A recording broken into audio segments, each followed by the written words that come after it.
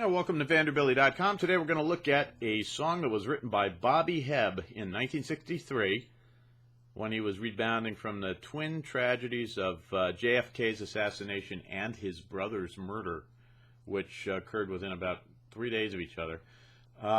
And he decided that he was not going to have a negative outlook, he was going to have a sunny outlook. So Sunny is one of the most covered tunes in pop music history. Just to give you an idea how wide its appeal is, it's been covered by people like Wes Montgomery, Cher, Nick Cave, James Brown, and even Leonard Nimoy. So if you're a little bit bored with the same old chords and you want to pick up a few new ones that you do not have to be a contortionist to play, take a look at this lesson. It's a fun song to play. Let's get started.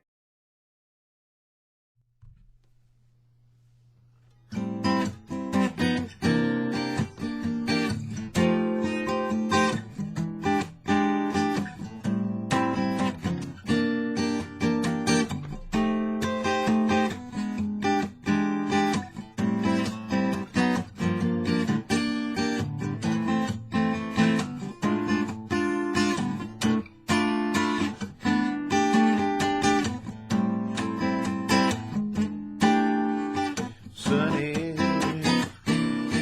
yesterday my life was filled with rain. Sunny, you smiled at me and really eased my pain. Now the dark days are gone and the bright days are here. My sunny one shines so sincere. Sunny one so true, I love you.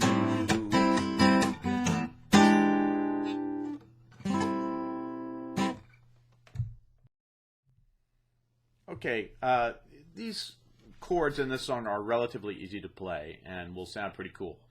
And some of them you know already, and some of them you can make by using chords that you know already. What I'm going to do is I'm going to have chord diagrams under each one so that you can see how they're made. All right. The first one is an A minor 7 chord at the 5th fret. Very easy to do. You just bar with your ring finger the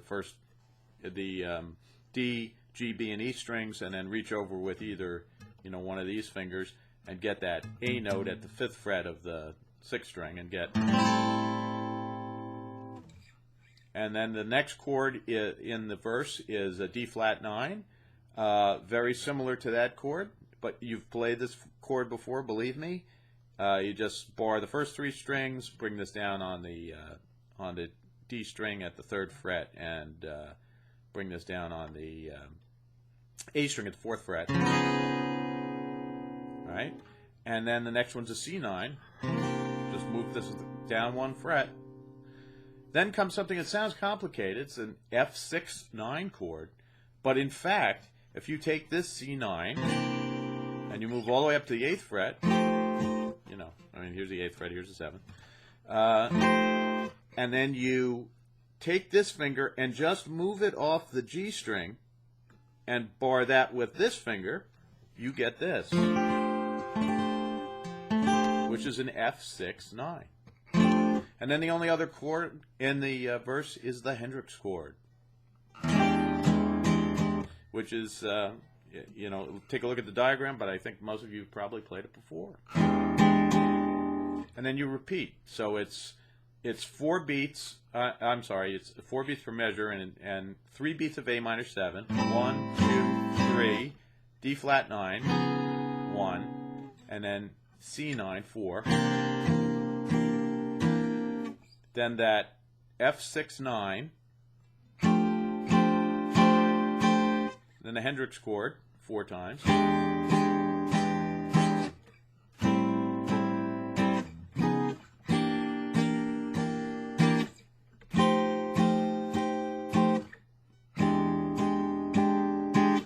Then you're into the chorus.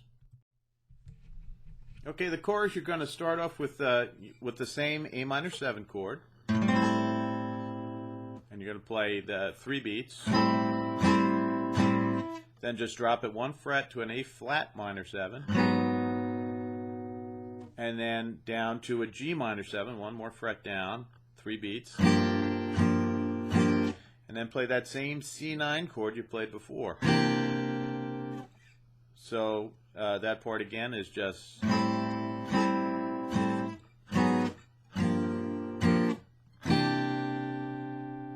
Then you're going to play an F major 7 chord. To make an F major 7, make an A minor chord, but don't use your first finger. Start with your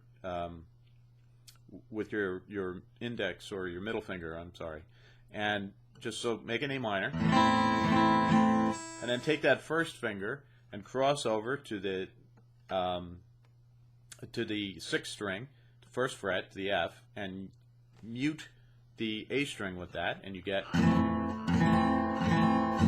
You can use that in a lot of songs. You may be using it already for... that kind of thing. So that's an F major 7. And you play that for 4 beats. And then a B flat 7. Now B flat 7, you're going to come up here because you're going to be working up here. You could play just your standard bar chord B flat 7, which would just be like this.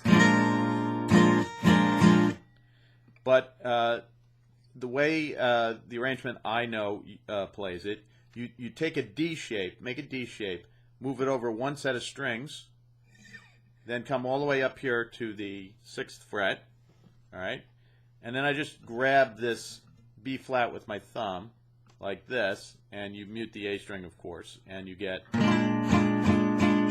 Now you can make it that way, or you can, not use your thumb and just make the D chord this way and come over and do this. And if you don't want to do any of those, just do this. But one good reason to do this is that the next chord is the only tricky chord really in the whole thing, in my opinion. It's a B minor 7 flat 5. And the way you make that, you're basically making that A minor shape again, the way you would for a bar chord, like this, all right? And instead of reaching over to this note, you're reaching over to this note. So if you're making the B flat 7 like this,